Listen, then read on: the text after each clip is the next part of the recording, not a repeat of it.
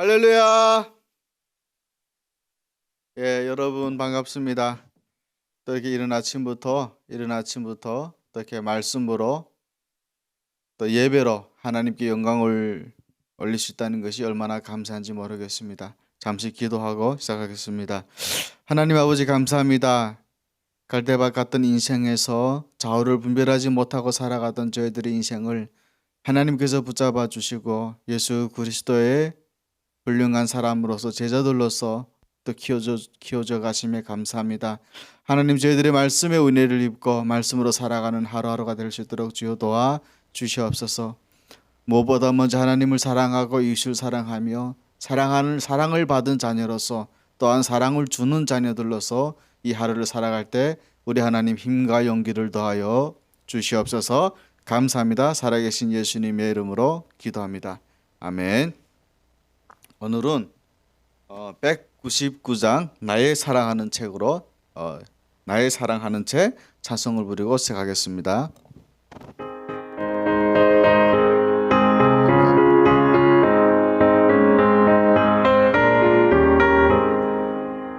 나의 사랑하는 책 비록 휘어졌으나 어머니의 무릎 위에 앉아서 재미있게 듣던 말 그때 일을 지금도 내가 잊지 않고 기억합니다.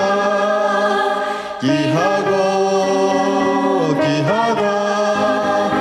우리 어머니가 들려주시던 재미있게 듣던 말 이 책 중에 있으니 이 성경심이 사랑합니다.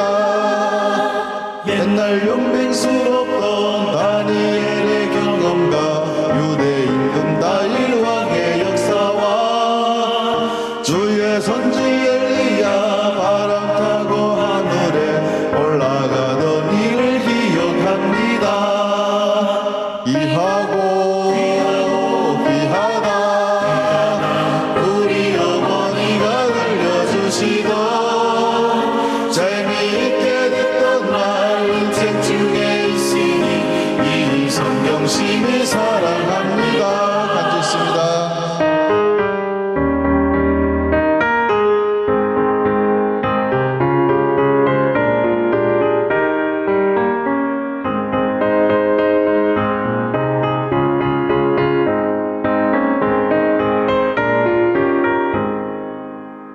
예수 세상 계실 때 많은 고난 당하고 십자가에 달려 죽인다더니 어머니가 읽으며 눈물 많이 흘린 거 지금까지 내가 기억합니다.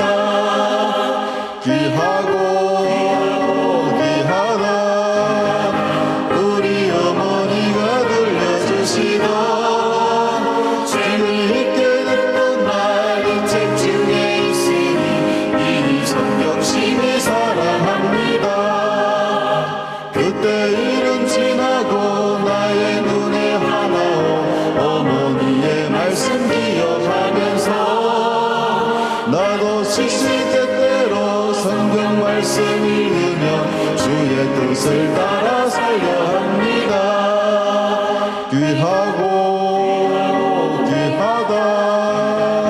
우리 어머니가 들려주시던 재미있게 듣던 말 이 책 중에 있으니 이 성경심이 사랑합니다.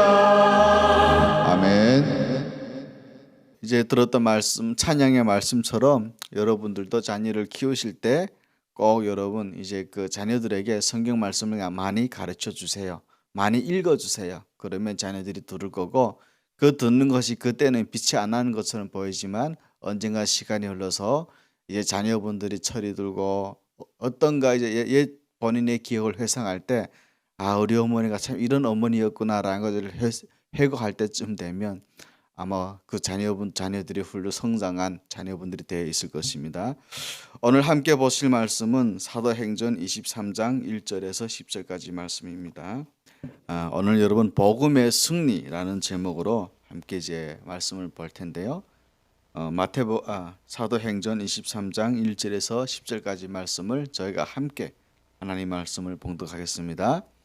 바울이 공회를 주목하여 이르되 여러분 형제들아 오늘까지 나는 범사의 양심을 따라 하나님을 섬겼노라 하거늘 대제사장 아나니아가 바울 곁에 서 있는 사람들에게 그 입을 치라 명하니 바울이 이르되 해치란다며 하나님이 너를 치시리로다. 내가 나를 율법대로 심판한다고 앉아서 율법을 어기고 나를 치라 하느냐 하니 곁에 선 사람들이 말하되 하나님의 대제사장을 내가 욕하느냐. 바울이 이르되 형제들아 나는 그가 대제사장인 줄 알지 못하였노라. 기록하여시되 너희 백성의 관리를 비방하지 말라 하였느니라 하더라. 바울이 그 중 일부는 사두개인이요 다른 일부는 바리새인인 줄 알고 공회에서 외쳐 이르되 여러분 형제들아 나는 바리새인이요 또 바리새인의 아들이라. 죽은 자의 소망 곧 부활로 말미암아 내가 신문을 받노라. 그 말을 한즉 바리새인과 사두개인 사이에 다툼이 생겨 무리가 나누어지니 이는 사두개인은 부활도 없고 천사도 없고 영도 없다고 바리새인은 다 있다 함이라. 크게 떠들새 바리새인 편에서 몇 서기관 일어나 다투 이르되 우리가 이 사람을 보니 악한 것이 없도다. 혹 영이나 혹 천사가 그에게 말했으면 어찌하겠느냐 하여 큰 분쟁이 생기니 천부장은 바울이 그들에게 찢겨질까 하여 군인을 명하여 내려가 무리 가운데서 빼앗아 가지고 영내로 들어가라 하니라. 아멘. 인간은 사회적 동물이라는 말이 있습니다. 이 말의 뜻은 무엇이냐 하면 인간은 절대로 혼자서는 살 수 없다는 말입니다. 그리고 또한 인간은 사회라고 하는 틀 안에서 연결되어 있고 그 속에서 서로 관계를 맺으며 살아가고 있다는 뜻입니다. 그리스도인이라고 하여서 별로 다르지는 않습니다. 우리 주변에 사는 많은 불신자들과 어떤 식으로든 우리는 관계를 맺으며 살아가고 있습니다. 그들과 완전히 분리된 생활을 하면서 우리끼리 좋다고 하는 식의 생활은 가능하지도 않을 뿐더러 이는 또한 성경적으로 맞지도 않습니다. 그들과 만나서 이야기하고 더불어 같이 살아가는 것은 어찌 보면 우리 인생의 필연적인 것입니다. 매일매일 생활하면서 모든 관계에서 우리는 그들과 뒤얽혀 있습니다. 그러므로 그들과 만나고 대할 때 우리는 그리스도인으로서 무엇인가 원칙이 필요로 합니다. 왜냐하면 에베소서 5장 16절의 말씀처럼 우리가 지금 살아가는 이 시대가 너무나도 악하기 때문입니다. 그리고 어떻게 우리를 공격할지는 아무도 예상을 할 수도 없기 때문에 그렇습니다. 그래서 우리는 불신자와 관계할 때 지혜롭게 행동해야 하는 것이고 말씀을 중심으로 원칙을 세워야 세월을 아낄 수가 있는 것입니다. 그게 무엇이 그래도 중요하냐라고 생각할 수도 있겠습니다만 그렇게 간단히 볼 문제는 아닙니다. 왜냐하면 사탄은 자신을 강명의 천사로 등겁을 하고 우리에게 나타나고 우리에게 접근하기 때문입니다.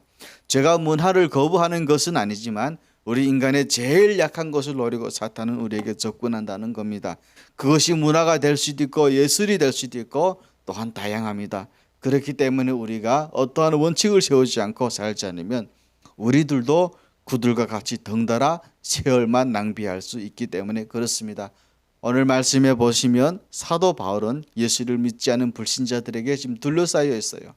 지금 이 상황은 절대적으로 사도 바울에게는 불리한 상황이었습니다. 더군다나 이 재판은 일반 법정에서 받는 그런 재판이 아니었고 종교 재판이었습니다. 왜냐하면 당시 이스라엘은 로마 지배하에 있었기 때문에 이들이 사람을 죽고 살리는 것까지는 못하고 다만 종교로서의 재판까지는 로마가 허용을 해줬기 때문에 그렇습니다. 그러나 이 재판은 어마무시한 재판이었습니다. 그런데 여기서 보면 사도 바울의 태도를 보면 기습거나 밀리는 그런 상황이 아니라 오히려 밀리지 않고 전체 분위기를 자기 쪽으로 유리하게 지금 몰고 갔다는 거예요. 오늘 말씀에 나오는 사도 바울을 통해 우리는 불신자들을 어떤 자세로 대해야 되는지 또한 또는 어떻게 원칙으로 대해야 될지를 생각하면서 좀 나누고자 합니다. 첫 번째로는 불신자와의 관계에 있어서 우리는 늘 신앙적으로 그들을 주도해 나가야 합니다. 지금 이 상황은 사도 바울이 예수님을 안 믿는 유대인들에게 둘러싸여 있는 절대적으로 불리한 상황에 놓여 있습니다. 자칫 잘못하면 불신자들의 추궁에 변명과 핑계만 대다가 재판이 끝날 수도 있는 사실 그런 상황이었습니다. 그런데 바울은 이 상황에서 그들 가운데 부활을 믿는 사람과 믿지 않는 사람으로 나뉘어 있다는 것을 알고 지혜를 발휘합니다. 그것이 무엇이었냐면 부활에 관한 이야기를 꺼냄으로써 전체 분위기를 신앙적으로 주도해 갔다는 겁니다. 당시 이 재판석에는 사두개인과 바리새인이 나누어서 재판이 진행이 되고 있었어요. 바리새인은 천사와 부활이 있다고 주장하는, 한마디 말해서 당파고, 사두개인은 이 둘 다 없다 하고 우기는 당파였습니다. 여러분, 우리가 한번 6절에서부터 9절 말씀 함께 읽겠습니다. 바울이 그 중 일부는 사두개인이요 다른 일부는 바리새인인 줄 알고 공회에서 외치르되 여러분 형제들아, 나는 바리새인이요 또 바리새인의 아들이라. 죽은 자의 소망 곧 부활로 말미암아 내가 신문을 받노라. 그 말을 한즉 바리새인과 사두개인 사이에 다툼이 생겨 무리가 나눠지니 이는 사두개인은 부활도 없고 천사도 없고 영도 없다고, 바리새인은 다 있다 함이라. 크게 떠들새 바리새인 편에 몇 서기관들이 일어나 다투어 이르되 우리가 이 사람을 보니 악한 것이 없도다. 혹 영이나 혹 천사가 그에게 말하였으면 어찌하겠느냐 하여. 아멘. 여러분, 우리는 수많은 불신자들과 관계하면서 또한 그들을 끌고 가기도 하지만 우리는 또한 끌려오기도 합니다. 그는 왜 이런 일들이 발생하느냐? 끌려간다는 표현이 여러분 그렇게 들릴 수도 있겠습니다만 사실 이 표현이 틀리지는 않겠죠. 그 사람의 마음에 말씀이 없으면 결국은 두려움이 생기게 되는 거고 이런 일이 발생한다는 겁니다. 지금 이 상황에서 사도 바울을 보면요, 그 답이 나오잖아요. 지금 이 종교 재판이라고 하는 것은 자칫 잘못해서 이제 도장이라도 딱 찍히게 되면 두 번 다시는 사도 바울은 예루살렘에 들어올 수도 없고 모든 예루살렘에서 일어나는 모든 경제적인 물물교환도 할 수 없는 그런 재판을 지금 받게 된 겁니다. 어마무시한 재판 과정의 중심에, 이런 어마무시한 재판 과정의 그 중심에 지금 사도 바울이 있었던 거예요. 그래서 본다면 오늘날도 우리는 어느 쪽으로 끌고 가느냐, 끌려가느냐의 치열한 영적 싸움이 계속되고 있습니다. 그 중심에 저와 여러분들이 있는 겁니다. 그러면 그리스도인은 어떤 사람이 되어야 하느냐? 당연히 그리스도인은 불신자들을 신앙 안으로 끌고 오는 사람이 되어야 합니다. 왜 그래야 하냐면요, 우리는 그것으로 인해서 부르심을 받은 소명자들이기 때문에 그렇습니다. 우리가 예수님을 믿고 오늘날의 귀한 소명자들로 쓰임을 받는 가장 큰 이유는 복음을 전하고 지옥으로 가려고 하는 저들을 주님께로 인도하라고 부르심을 받은 자들입니다. 우리가 저들한테 세상 속으로 끌려가서는 절대 안 됩니다. 그것은 우리를 귀한 사역자로 소명자로 부르신 부르심의 소명은 절대 아닙니다. 그렇기 때문에 우리는 항상 깨어서 기도하고 항상 분신해 있어야 하는 겁니다. 여러분, 세상 속으로 끌려가지 말아야 되는 가장 많은 이들 중에 보면 세상 사람들이 모이면 뭘 합니까? 누구를 험담하고 욕하고 음란한 말을 하고 불신앙적인 이야기를 좋아합니다. 무슨 말인지 여러분 이해되시죠? 그리고 그들은 우리를 불신앙의 소굴로 끌고 가려고 아주 적극적으로 우리에게 달라붙어 있습니다. 하지만 그리스도인이라고 한다면 불신자와 대할 때 초점을 잘 맞추어야 합니다. 세상에서 추잡스럽거나 그러지 말고 건강하고 또한 건전하고 신앙적인 방향의 언어로 그들을 사랑의 마음으로 주도해 나가야 하는 것입니다. 현대는 자기 이제 PR 시대라고 하지만 우리 그리스도인들은 나 개인에게 초점을 맞추는 것이 아니라 예수님께로 그 초점을 맞추어야 하는 것이고, 또한 그러므로 인해서 마땅히 우리는 우리들의 신앙과 삶을 선전하는 성도가 되어야 됩니다. 예수님을 안 믿는 그런 사람들의 관계를 우리는 그리스도인의 관계로 만들어야 하는 것이고, 또한 그로 인해서 우리는 삶의 궁지를 가져야 하는 것입니다. 혹시 여러분들도 그들 속에 같이 끼어서 헛된 말씀을 나누고 계시지는 않으십니까? 그렇다면 빨리 돌이키시고 특히 신앙적으로 덕이 안 되는 말은 하지도 않은 것이 사실은 도움이 됩니다. 하나님은요, 우리들이 무기력하게 불신자들과 세상에 타락한 헛된 이야기나 나누는 것을 원하시는 어떤 그런 분은 아니십니다. 그래서 우리들은요, 불신자들하고의 대화의 내용을 신앙적으로 주도하고 상대방과의 관계를 힘차게 주도해 가시는 하나로 드린 모든 지체들이 되시기를 예수님 이름으로 축복합니다. 그리고 우리는 또한 복음을 전함에 있어서는 당당하게 중고해야 됩니다. 사도행전 26장 29절의 말씀을 잠시 보시겠습니다. 바울이 이르되 말이 적으나 많으나 당신뿐만 아니라 오늘 내 말을 듣는 모든 사람도 다 이렇게 결박된 것 외에는 나와 같이 되기를 하나님께 원하나이다 하니라. 여러분, 여기서 나와 같이라는 말씀은요, 예수님께 미치는 사람이 되길 바란다는 뜻입니다. 지금 사도 바울이 받는 고난은요, 자기 개인의 문제 때문에 받는 고난이 아니에요. 지금 사도 바울은 예수는 주라고 지금 시인을 하다가 잡혔고 결박이 된 그런 상황이잖아요. 그런 사람이 나와 같이 되기를, 예수를 주라고 시인하고 그런 주님을 믿는 당신들이 되기를 하나님께 원하고 있습니다 라고 말을 하고 있습니다. 여러분, 얼마나 지금 당당합니까? 개인적으로 보면 사도 바울의 운명도 사실은 아무도 예측을 할 수 없는데, 그것도 한 아그리빠 왕이라는 사람 앞에 서가지고 이렇게 전달할 수 있었던 것은 사도 바울이 개인적으로 했다기보다는 성령님의 강력한 권능이 함께했다는 것을 우리는 알 수가 있습니다. 그리고 복음을 전함에 있어서 우리는 여러분, 상대방의 입장을 충분히 고려해서 적극적으로 전해야 되는 것입니다. 그래서 고린도전서 9장 20절에서 이렇게 말씀하고 있습니다. 유대인들에게는 내가 유대인과 같이 된 것은 유대인들을 얻고자 하며, 율법 아래에 있는 자들에게는 내가 율법 아래에 있지 아니하나 율법 아래에 있는 자같이 된 것은 율법 아래에 있는 자들을 얻고자 합니다 라고 사도 바울이 고백하고 있습니다.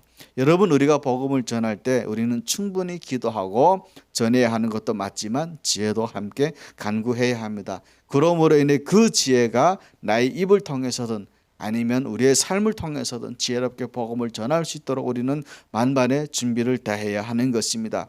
그렇다고 여러분, 그렇다고 전도한다는 민명하에 우상 숭배에 함께 동참하는 것은 잘못된 것입니다. 그래서 고린도전서 8장 10절에 보시면, 지식 있는 내가 우상의 집에 앉아 먹는 것을 누구든지 보면 그 믿음이 약한 자들의 양심이 담력을 얻어 우상의 제물을 먹게 되지 않겠느냐라고 말하고 있어요. 이 말씀은요, 여러분, 한마디로 말해서 타인에게 덕이 되지 않는 행동은 하지 말라는 것입니다. 복음을 전한다고 하는 민명하에서 세상 사람들과 똑같이 행동하고 말을 한다고 한다면 오히려 복음을 전하기보다는 덕이 안 되고 실족게 되는 일들이 많으니 그렇게 하지 말라고 하시는 말씀이에요. 여러분, 그리고 우리는 그리스도인들은 매사 언행에 조심하되 진리는 선포함에 있어서 거침없이 말을 해야 되는 것입니다. 오늘 본문에 보시면 지금 사도 바울은 불신자들에게 둘러싸여서 죄인의 신분으로 신문을 받고 있으면서도 대제사장에게 쓴소리를 하고 있는 모습을 우리는 보았습니다. 그렇게도 잘 참아 오던 사도 바울이었는데 3절에 보시면 가격한 말이 나옵니다. 여러분, 제가 3절 한번 읽어보시겠습니다. 바울이 이르되 회칠한다며 하나님이 너를 치시리로다. 내가 나를 율법대로 심판한다고 앉아서 율법을 어기고 나를 치라 하느냐. 여러분, 이 말씀을 보려면 이제 1절에서부터 2절의 말씀을 보셔야 되는데, 왜 이렇게 대열이 나는 거죠? 2절에 보시면 대제사장이었던 아나니아가 바울의 곁에 있는 사람들 보고 구입을 치라고 명령을 합니다. 또한 1절에 보시면 사도 바울이 공회에서 이런 말을 합니다. 형제들아 라는 표현을 써요. 재판을 받는 사람이 재판하는 사람들에게 이렇게 표현을 쓴다는 것은 어찌 보면 바울은 나는 여기서 복음을 전하다 죽어도 좋다라고 하는 지금 그러는 심정으로 이 재판장 앞에 서 있는 것 같습니다. 왜냐하면 이때 당시 종교 재판을 볼 때 보통 사람들은 장로님들 혹은 이스라엘의 장로들이여라고 서두를 떼었다고 합니다. 그것이 이제 어떠한 관례가 되어 있는데, 그런데 지금 사도 바울의 태도는 형제들이여라는 표현을 썼다는 것은 너희들하고 나하고는 동등한 지금 지위에, 동등한 위치에 있다라고 하는 어찌 보면 도발적인 언어였어요. 그러니까 이 말을 듣고 있던 이제 대제사장이었던 아나니아가 아니 제이 같은 놈이 감히 앉아가지고 어떻게 우리가 똑같이 지금 어깨를 겨누고 있는 거야 하고서 그렇게 생각하고 옆에 있는 사람 보고 입을 치라고 했던 거예요. 그러니까 바로 3절에서 보셨던 것처럼 사도 바울의 바로 가격한 반격이 시작되었던 겁니다. 여러분, 그렇다고 해서 사도 바울이 대제사장에게 부활에 대해서 할 말을 못한 것은 아닙니다. 여러분, 우리는 불신자를 대할 때 상대방에게는 상처를 주지 말고 또 말다툼 같은 형상이 일어나지 않도록 모든 언행에 있어서는 주의해야 됩니다. 사도 바울이 이렇게 할 수 있었던 것은 그들에게 흠이 될 만한 행동이나 언어를 하지 않았기 때문에 그게 가능했던 거예요.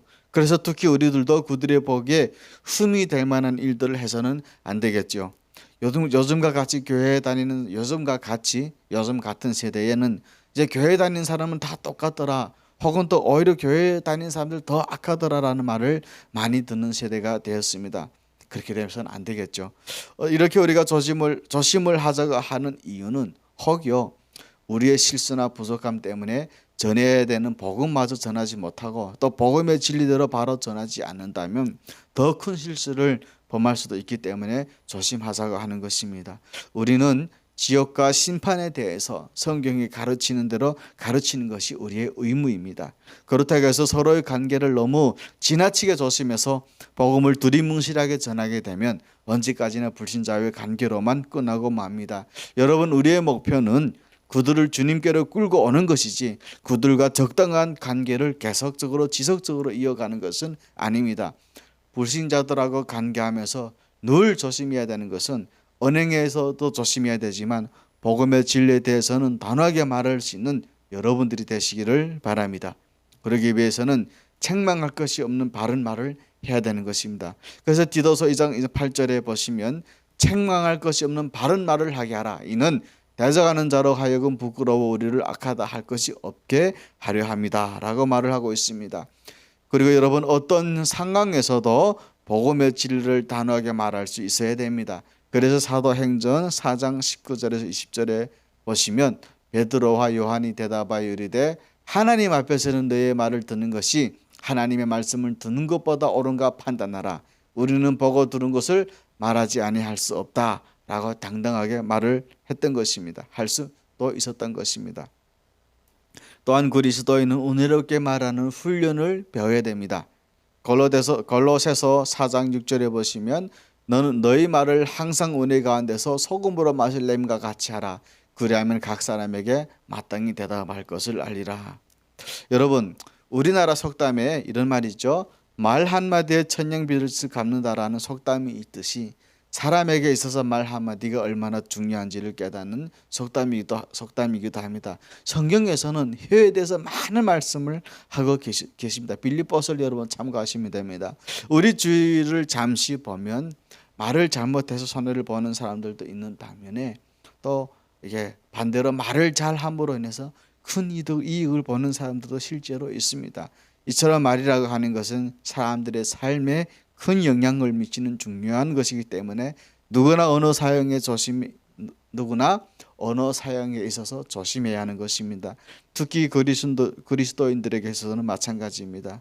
오히려 성도들은 더 세상 사람들보다 언어 사용에 주의해야 하는 것이고 하나님의 영광을 가리우지 않도록 조심해야 하는 것입니다.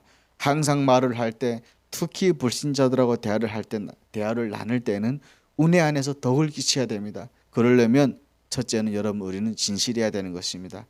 자신들의 이익을 얻기 위해서 거짓을 말하면 안 됩니다. 특히 어떠한 증언에 있어서 더욱 조심해야 됩니다. 그리고는 두 번째는 정의로워야 합니다. 무엇이 옳고 그름을 말을 할 줄 알아야 하면서 또한 세상의 흐름에 따라가시면 절대 안 됩니다. 그리고 사랑이 있어야 됩니다. 언어에는 진실이 있어야 되고 정의도 있어야 하지만 더한 것은 그런 영혼을 향한 주님의 사랑이 있어야 함을 여러분 꼭 기억하시기 바랍니다. 그리고 마지막으로는 복음적이어야 됩니다. 세상 사람들은 한순간의 즐거움을 위해 저속하고도 쓸데없는 농담을 많이 합니다. 그러나 그리스도인들은 세상 사람들과는 달리 항상 복음적인 언어 생활을 해야 됩니다. 그렇게 하면서 우리의 언어로 하나님이 살아계심과 인도하심을 나타내는 것이 되어야 됩니다. 여러분, 세 번째로는 포기하지 말고 인내함으로 기다려야 합니다. 사도 바울은 오늘 말씀에 나오는 재판에서는 물론 이거니와 지속적인 사랑을 가지고 유대인들에게 예수가 그리스도이심을 전했습니다. 우리가 불신자를 대할 때의 기본적인 원칙 중 마지막 원칙은 끝까지 인내함으로 대하라는 것입니다. 사실 오늘날 우리는 너무 쉽게 전도를 포기하는 경향이 있습니다. 하지만 여러분, 저들은 아마 그건 안 될 것 같아 라는 생각을 머리에서 아예 지워버리셔야 됩니다. 판단하지 말고 나도 죄인임을, 나도 죄인이었음을 우리는 늘 항상 기억을 하셔야 됩니다. 부정적인 생각을 오히려 바꿔서 하나님의 때가 되면 언젠가는 구원이 될 거야 라고 하는 적극적인 생각으로 바꾸시기를 바랍니다. 그래서 더 사랑하는 마음으로, 우리는 더 사랑하는 마음으로 인내해야 하는 것입니다. 여러분, 우리는 불신자들을 배척하거나 또 나와 사상이 다르다고 해서, 이념이 다르다고 해서 멸시를 해서는 안 됩니다. 오히려 그런 그들을 더 이해하고 받아줄 수 있는 마음을 가져야 하는 것입니다. 마음의 문을 더 활짝 열어서 그런 그들을 받아들이고 품어야 하는 것입니다. 여러분, 사람들이 물건을 하나 사더라도 수없이 많은 고민을 합니다. 하물며 인생을 바꾸고 삶을 바꾸는 그런 중요한 일을 어떻게 우리가 단번에 바꾸겠습니까? 그리고 그들이 어떻게 그렇다고 단번에 받아들이겠습니까? 그렇기 때문에 우리는 그들이 돌아올 때까지 기다려 줄 수 있는 인내심을 키워야 합니다. 하나님도요, 여러분, 수천 년 동안 표역했고 배반했고 배역했던 이스라엘을 참으신 것처럼 우리도 그런 분의 성품과 인격을 닮아 가야 하는 것입니다. 그리스도인의 성품과 인격이 다른 데 있는 것이 아니에요. 어깨에 힘주고 배를 쑥 내밀고 당당한 인격도 없는 사람이 인격인 것처럼 하는 그런 행동이 하는 것이, 그것이 그리스도의 인격이 아니라 무한정 인내해주고 참아주고 기다려주면서 언젠가는 하나님의 품으로 돌아오겠지라고 그 수없는 삶, 그 삶을 위해서 수없이 기도하는 것, 그리고 그 삶을 위해서 함께 있어주는 것, 그것이 그리스도인의 성품과 인격인 것입니다. 그래서 여러분, 우리 주위에 아직 변화되지 않은 불신자들을 보시면 바로바로 정죄하지 마시고 쟤는 안 될 거야 라는 판단을 하지 마시고 비판도 하지 마시고 인내함으로 끝까지 기다려 줄 아는, 그렇게 판단하기보다는, 그렇게 정죄하기보다는 여러분들이 따뜻한 손을 한번 내밀어 주십시오. 오히려 그것이 더 그리스도인으로서의 행동으로서는 바람직한 것입니다. 또한 그런 저와 여러분이 되시기를 진심으로 바랍니다. 하나님은 모든 사람이 구원받기를 바라고 계시는 분이십니다. 그래서 디모데 전서 2장 4절에 보시면 하나님은 모든 사람이 구원을 받으며 지를 아는 데 이르기를 원하십니다 라고 말씀하고 계십니다. 여러분, 하나님께서는 사랑하는 독생자 예수님을 이 세상에 보내신 제일 큰 목적은 죄인이었던 우리가 예수님으로 인해 구원을 받고 거룩한 진리를 잘 배워서 천국에 이르게 하시려고 십자가를 메신 겁니다. 이것이 진짜 하나님의 마음이셨고 이것이 진짜 하나님의 큰 계획이셨습니다. 여러분, 그리고 하나님은 아무도 멸망하지 않고 다 회개하도록 오래 참으시는 분이십니다. 베드로후서 3장 9절에 보시면 주의 약속은 어떤 이들이 더디다고 생각하는 것 같이 더딘 것이 아니라 오직 주께서는 너희를 대하여 오래 참으사 아무도 멸망하지 아니하고 다 회개하게 이르기를 원하신다라고 말씀하고 있습니다. 여러분, 주님의 재림을 믿으시죠? 그죠? 예. 그러면 지금으로 봐도 수천 년의 세월이 지났어요. 사실 저도 때로는 주님의 재림이 좀 빨리 왔으면 좋겠다라는 생각이 들 때도 있습니다. 그래서 이 악한 세상을 빨리 심판하시고 우리는 주님의 저 천국에서 주님과 항상 평생 살고 싶은 마음이 있습니다. 그러면 왜 이렇게 주님의 재림이 늦어질까 하는, 또 그렇게 생각하는 신앙인들이라면 한 번씩은 생각해 봤을 것 같아요. 그런데 그 대답을 오늘 말씀해 주시는 겁니다. 오래 참으시는 그 이유는 그분이 능력이 없으시거나 게을러서 그런 것이 아니라 죄인들을 향한 주님의 오래 참으심 때문인 거예요. 진짜 하나님의 마음은요, 사실상 모든 사람이 구원에 이르기를 원하고 계십니다. 예정론이 되었던 예정론이 아니 되었던 그것이 중요한 것이 아니라 하나님의 마음은 지구상에 존재하는 모든 사람들이 고침을 받아서 구원을 받고 하나님이 지금 기다리고 계신 에덴 동산으로 저 천국으로 오길 그 누구보다 간절하게 원하시는 분이시라는 겁니다. 그래서 성경 말씀 이런 말씀이 있습니다. 죄인 하나가 회개하면 하늘에서는 회개할 것 없는 의인 99보다 더 기뻐한다고. 그래서 하늘에서는 대잔치를 연다고 합니다. 그것이 여러분 실질적인 하나님의 마음입니다. 그러나 인간들이 워낙에 완악해가지고 하나님께서 십자가라는 구원의 길을 제시하셨음에도 불구하고 그 길을 걷지 않고 멸망의 길을 계속 걸어가다가 결국에는 사망의 심판을 받게 되는데, 이것은 진짜 하나님의 마음은 아니라는 겁니다. 하나님은 그것을 너무 안타까워하시고 조금이라도 그리스도의 재림의 때를 늦추심으로 한 사람의 영혼이라도 더 구원하시고자 지금 인내하고 계신다는 사실 여러분 꼭 기억하시길 바랍니다. 또한 성도는 선을 행하되 낙심하지 말아야 하는 것입니다. 갈라디아서 6장 9절의 말씀에 보시면 우리가 선을 행하되 낙심하지 말지니 포기하지 아니하면 때가 이름에 거두릴 것이다 라고 말씀하고 있습니다. 사실 이 세상에서는요, 아무리 기독교를 핍박하고 욕해도 나라와 민족을 위해 제일 오지 같은 데서 봉사를 하는 사람들은요, 여러분 기독교인들 밖에 없어요. 그럼 왜 그분들은 한없는 오지에서 누가 알아도 안 주는 데서 그런 허드렛 일을 하냐? 오직 하나, 하늘의 상을 바라고 오직 주님께로만 그 시선을 향하고 있기 때문에 그렇게 할 수 있다는 겁니다. 그러나 여러분, 만일 그리스도인들이 약속하신 말씀에 믿음의 상을 바라보지 못하고 선을 행한다면 여러분 결국 그들도 사람이기 때문에 실망하게 되고 포기하는 일들이 부지기수인 거예요. 그러나 그리스도께서 약속하신 믿음의 상, 다시 말해서 성도가 누릴 수 있는 가장 영광된 영생을 바라보는 믿음이 있다면 비록 어려움이 있다 할지라도 그들은 결코 그 일을 중간에 포기하지 않을 것입니다. 지속적인 노력이 필요로 하고 항상 성령님의 인도하심이 늘 함께 하실 것입니다.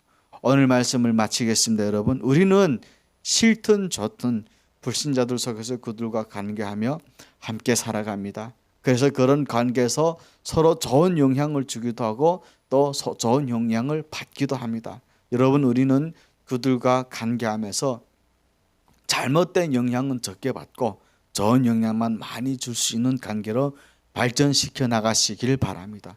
그러기 위해서는 여러분 우리에게 원칙이 필요한 것입니다. 관계를 신앙적으로 관계를 이끌기 위해서는 그런 관계를 주도하고 대화의 내용을 건전한 방향으로 끌고 가야 합니다. 언행에 조심은 하되 그렇다고 해서 관계의 금이 갈까 봐 두려워서 그리스도인으로서 해야 할 말을 못하는 것은 안 됩니다. 그렇게 하는 말씀은 절대 아닙니다. 그리고 끝까지 포기하지 않고 인내함으로써 타락으로 달려가는 우리 주의 사람들을 올바른 것으로 인도해 나가시는 저와 여러분들이 되시기를 예수님의 이름으로 축복합니다. 아멘. 저희 함께 여러분 521장 찬송 부르고 함께 기도하겠습니다. 521장 찬송 들어주세요.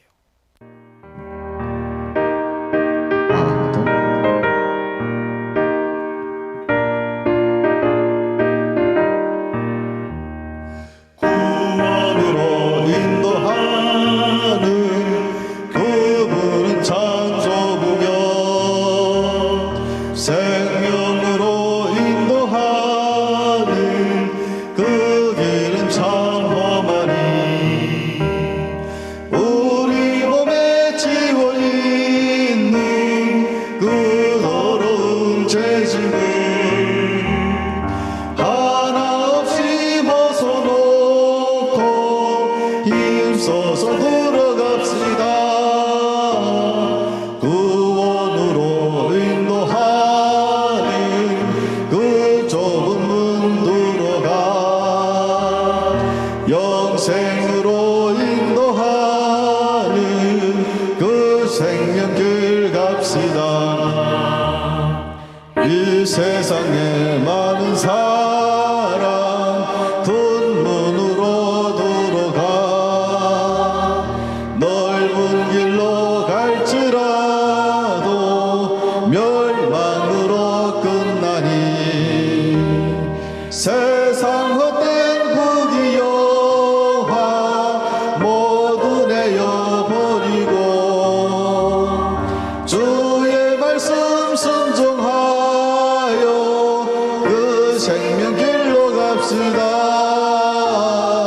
구원으로 인도하는 그 좁은 문으로 가 영생으로 인도하는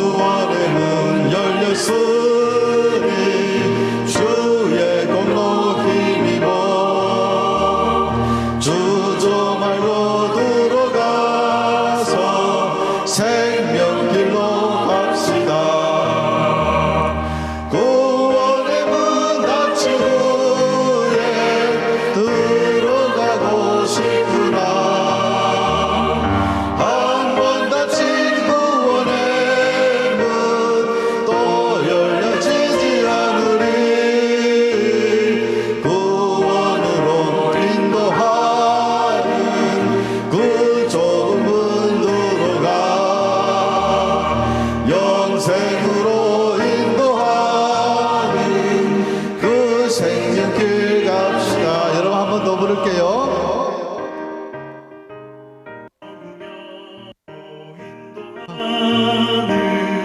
그분은 참 좁으며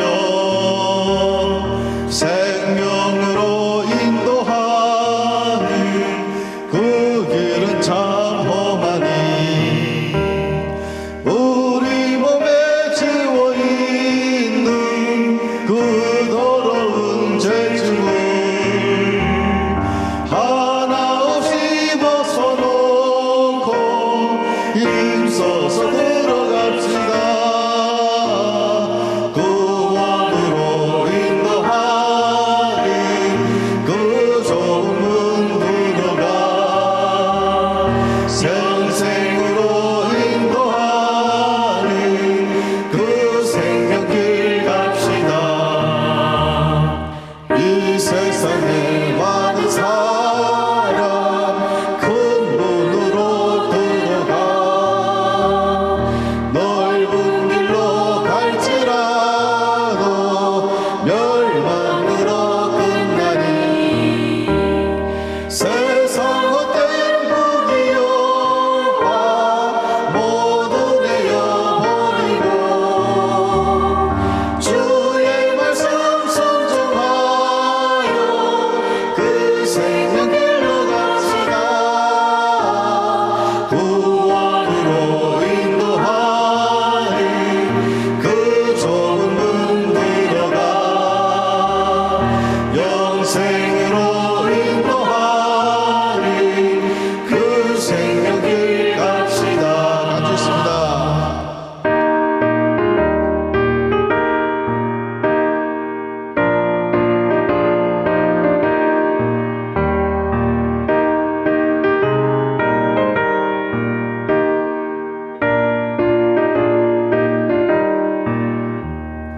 구원의 문 열렸으니 주의 공로 힘입어 주저 말고 들어가서 생명길로 갑시다. 구원의 문 닫힌 후에 들어가고 싶으나 한번 닫힌 구원의 문 또 열려지지 않으리. 구원으로 인도하는 그 좁은 문 들어가 영생으로 인도하는 그 생명길 갑시다. 아멘. 자, 여러분, 우리 이 시간에 함께 기도하겠습니다. 하나님, 저희들을 위해 오래 참으신 그 하나님의 마음으로 우리가 전하고 복음 전하는 그런 그리스도인들 될 수 있도록 주님 저희들을 도와주시옵소서. 관계하는 부분에서 매우 어렵지만 때마다 성령님 저희들에게 말과 입술을 열 수 있는 지혜를 주셔서 복음을 전함에 있어서 두려워하지 말고 사도 바울처럼 담대하게 복음을 증거하는 저희들 될 수 있도록 주님 도와주시옵소서.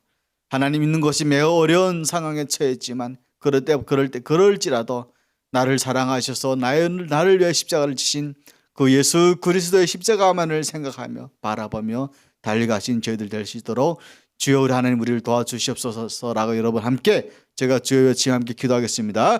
주여!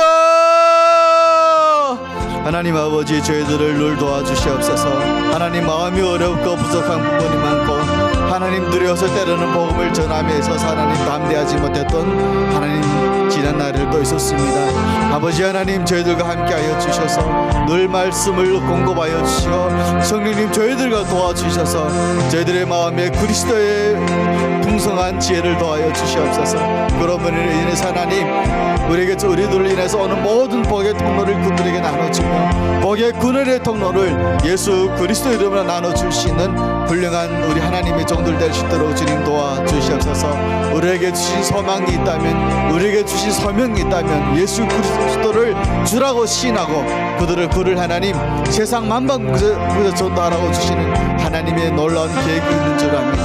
하나님 저희들에게 그리스도의 성품과 인격을 닮아가시는 마음을 허락하시되 늘 겸손함으로 늘 사랑함으로 전할 수 있는 하나님의 종들 될 수 있도록 주여 하나님 저희들을 도와 주시옵소서. 늘 올바른 길로 따라나갈 수 있는 주님의 거룩한 종들이 되어서 내가 가는 길이 내 혼자만 가는 길이 아니라 우리 주님과 함께 동행하는 길임을 알고 기억하며 늘 주님 앞에 감사하며 살아가는 저희들 될 수 있도록 주님 도와 주시옵소서. 우리 옆에 우리 주변에 아픈 이웃들이 있다면 어려운 이웃들이 있다면 서슴없이 하나님 복음을 전할 수 있도록 도와주셨고 하나님 우리의 소망은 오로지 저 천국에 있다는 것을 기억하고 하나님 부르심의 사명자로 살아갈 수 있도록 주님 저희들 도와 주시옵소서. 여러분 계속해서 기도하실 텐데요. 첫 번째 기도 제목은 우리 홍순자 권사님이 오전 10시 30분에 수술을 받는다고 합니다. 워낙 연로하시기 때문에 허리 수술이 잘 될지는 알 수는 없지만 하나님의 우리 치유의 강선이 우리 주님의 치유의 강선이 우리 홍순자 권사님과 함께 할 것이고 또 그 허리 수술을 집도하는 의사 선생님들에게도 우리 성령님의 권능이 함께 하실 줄 믿고 여러분 우리가 함께 홍순자 권사님의 수술을 완쾌될 수 있도록 기도하겠습니다. 그리고 중국에 계시는 우리 지금 아파하시는 모든 우리 앓는 한우들과 또 우리 시니어분들 위해서 우리가 함께 하나님 주님의 치유의 강선을 그들에게 비춰주시옵소서. 약으로도 안 낫고 또한 하나님 어찌어찌하도 안 낫는데 이럴 때 주님께서 능력을 발휘해 주셔서 주님의 권능으로 말씀으로만 하옵소서 우리가 그 병이 낫겠습니다라고 하는 담대한 믿음을 우리에게 허락하여 주시옵소서. 여러분 함께 주님 한번 외치고 기도합니다. 주여! 하나님 아버지 사랑하는 주의 여정 홍순자 권사님이 오늘 하는 허리 수술을 합니다. 오늘 아침 10시 30분에 수술을 받는다고 합니다. 아버지 하나님 사랑하는 여정을 주님께서 사랑하셔서 지금까지 지켜오셨던 것처럼 지금까지 건강을 허락하셔서 그 모든 부위를 고쳐주셨던 것처럼 하나님 사랑하는 여정에 모든 하나님 건강을 허락하시고 수술이 진행되는 2시간에 대수술이 진행되는 그 기간에도 주님이 집도하는 의사 선생님들에게도 은혜를 주셔서 모든 수술이 잘 될 수 있도록 잘 되게 주님 도와주시옵소서. 그래서 빨리 완쾌되어서 주님께 찬양 돌리고 우리와 함께 예배드리며 늘 주님의 은혜를 사모하는 여정의 마음이 이 교회와 함께 할 수 있도록 주님 도와주시옵소서. 또한 중국에 있는 우리 사랑하는 우리 하나로 드림 교우들이 있습니다. 하나님 아파서 혹은 하나님 너무 아파서 주님께 기도로 나오는 사랑하는 자녀들을 주여 도와주시옵고 하나님 말씀으로만 하옵소서 우리가 그 병이 낫겠습니다라고 하는 그런 굳센 믿음과 담대한 믿음이 더 그들에게 있을 수 있도록 주님 도와주시옵소서. 하나님 사랑의 주님 공의 주님 하나님의 그 사랑의 치유의 그 병이 나올 수만 있다면 저희들이 하는 온 마음과 온 힘을 다하여 주님 앞에 나오기를 손꼽아 고대하고 기대하고 있습니다. 아버지 하나님 하루빨리 건강하게 다들 건강하여져서 복음 통일이 되는 그날 북한에 건강하게 들어가서 예수는 주라고 신하고 전할 수 있는 하나님의 사랑하는 자녀들이 되고 그런 하나로 드림이 될 수 있도록 도와주시옵소서. 또한 하나로 드림 교회 안에도 하나님 시니어분들이 계시고 또 하나님 우리 많은 아픈 지체분들이 있습니다. 주여 하나님 도와주시옵소서. 주여 하나님 당신의 손으로 당신의 말씀으로 그들을 치유하시고 공급 낫게 해주실 줄 간절히 기도합니다. 그래 여러분 우리가 올해 7월 달에 이제 1차 비전 캠프를 엽니다. 우리 이세들이 중국에 있는 이세들이 와서 진짜 많은 사랑을 받고 비전을 품을 수 있도록 여러분 우리 함께 기도해 주시길 바랍니다. 여러분 제가 이 기도 제목을 내놓으면서 저도 어릴 때 15살에 중국에 와가지고요. 저도 지금의 제가 저 혼자만의 힘으로 된 것은 절대 아니에요. 그때 많은 선교사님들 오셔서 많은 사랑의 주님의 종들 오셔가지고 나한테다 많은 사랑을 줬고 진짜 그 빛이 오늘날 저를 이렇게 만들었던 겁니다. 그런 것처럼 우리 자녀분들, 우리 중국에 계시는 우리 하나로 드림 우리 지체분들의 자녀들이 와가지고 이번에 제주도에 와서 많은 사랑을 받고 그래서 많은 그리스도의 사랑을 입고 이번에 중국에 돌아갈 때 비전을 품고 사랑의 비전을 품어서 중국은 나의 밥이 될 것이다. 내가 밟는 모든 것이 나의 것이 될 것이다라고 하는 굳건한 이제 비전을 품고 돌아갈 수 있도록, 그래서 그러기 위해서 우리가 함께 연합하여서 그 캠프를 잘 진행될 수 있도록 여러분 저희가 함께 기도할 때 온 마음과 힘을 다해서 함께 기도하도록 하겠습니다. 기도합니다. 주여 하나님 아버지, 제주도 이번에 우리 7월 달에 또 우리 사랑하는 자녀들 비전 캠프를 엽니다. 이세들 이번에 와서 하나님 많은 사랑을 받고 갈 텐데 이를 위해 도와주시는 많은 지체분들이 힘을 잃지 않고 영의 연구 공급하여 주시도록 주여 도와주시옵소서. 하나님, 우리 애들이 이번에 왔을 때 하나님의 사랑은 바로 이런 것이로구나. 그들을 위해서 시간을 내고 헌금하고 모든 것을 투자해서 하고자 하는 우리 많은 그리스도인들의 그 정성과 사랑을 안고 갔으면 좋겠습니다. 그래서 하나님, 이번 비전 캠프를 통해서 애들이 더욱 눈이 띄우고 영적인 눈이 띄어서 안목과 인생의 자랑을 하는 것이 아니라 우리 예수 그리스도의 사랑을 듬뿍 받고 가서 중국에 돌아가서 중국의 하나님 복음화를 위해서, 중국의 하나님 복음화를 위해서 힘써 행할 수 있는 우리 자녀들이 될 수 있도록 주님 도와주시옵소서. 그리스도의 푸른 계절의 마음을 담아서 오직 하나님의 사랑하는 자녀들로서 이 세상을 활기차게 담대하게 살아갈 수 있는 사랑하는 주의 자녀들이 될 수 있도록 아버지 하나님 도와주셨기를 간절히 바라고 원합니다. 이를 위해서 힘써 행하시는 모든 하나님 동행자분들에게 주님의 넓고 넓은 힘을 공급하여 주시옵소서. 감사합니다. 마지막으로 여러분 우리 하나로 드리며 우리 성혜연 목사님, 또 박진영 목사님, 또 우리 유진봉 목사님, 그 사랑하는 우리 장로님들과 또 여러분들을 위해 후원하고 협력해 주시는 모든 지체분들을 위해서 우리 함께 기도하실 텐데요. 계절이 바뀜으로 인해서 많이 혼탁합니다. 세월이 너무 악해요.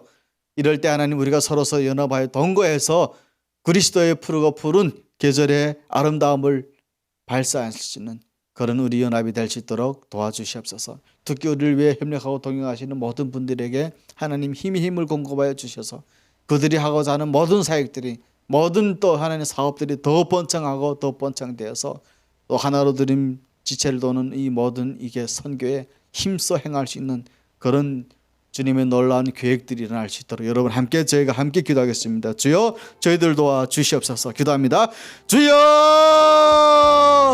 하나님 아버지, 또 하나로 드림 우리 리더를 세워주신 우리 성혜연 목사님, 하나님 더 강건함이 허락하여 주시고 하나님 양띠들 맡아가면서 지치지 않고 더욱 하나님 예수 그리스도만을 바라고 살아갈 수 있도록 주님 도와주시옵소서.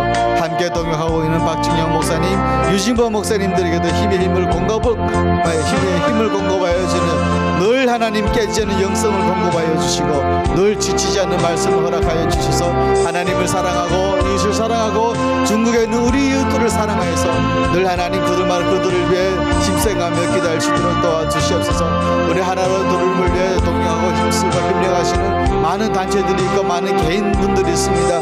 하나님 그들에게도 성령의 힘을 공급하여 주시고 하나님 영성의 힘을 공급하여 주셔서 우리 함께 손에 손을 맞잡고 복음 통일되는 그날까지 하나님 저들이 하나님 더 영성으로 거듭나고 건강하게 성장이 됐을 때 하나님 우리가 함께 하나님 복음을 들고 나갈 수 있도록 주님 도와 주시옵소서. 하나로 드림 교회의 모든 지체들을 하나님 더 건강하게 만들어 주시고 하나님 세상의 안락함에 빠지지 않도록 도와주시옵소서. 내가 결단할 수 있는 부분은 과감하게 결단하여서 주님 앞에 나올 수 있는 지체들이 될 수 있도록 주여 도와주시옵소서. 우리를 늘 누구보다 사랑하고 늘 응원하고 계시는 우리 주 예수 그리스도 이름으로 기도합니다. 기도하겠습니다. 하나님, 이제 저희가 우리 모든 지체를 위해 함께 기도했습니다. 그 기도한 목적 중에 제일 큰 것은 사랑이었습니다. 하나님께서 우리를 사랑한 것처럼 우리도 세상에 빛이 되고 사랑이 되기를 원합니다. 또한 하나님 아픈 분들도 있습니다. 치유의 강선을 비춰주시옵소서. 놀랍고 놀라운 주님의 권능, 주님의 능력을 펼쳐주셔서 이들이 하루빨리 완쾌되고 건강하여서 복음 통일이 되는 그날 북한의 하나님의 말씀을 가지고 이 복음은 예수 그리스도라고, 이 복음이 예수라고 전할 수 있는 담대함으로 전할 수 있는 주의 사랑하는 종들이 될 수 있도록 주여 도와주시옵소서. 저희들을 말씀으로 거듭나게 하시고 말씀으로 하나님 살아가게 하시고 힘의 힘을 공급하여 주셔서 모든 지체들이 빛나는 삶 속에 살아갈 수 있도록 주여 도와주시옵소서. 감사합니다. 이 모든 것 살아계신 예수님 이름으로 기도드렸습니다. 여러분 계속해서 기도 이어가시겠습니다.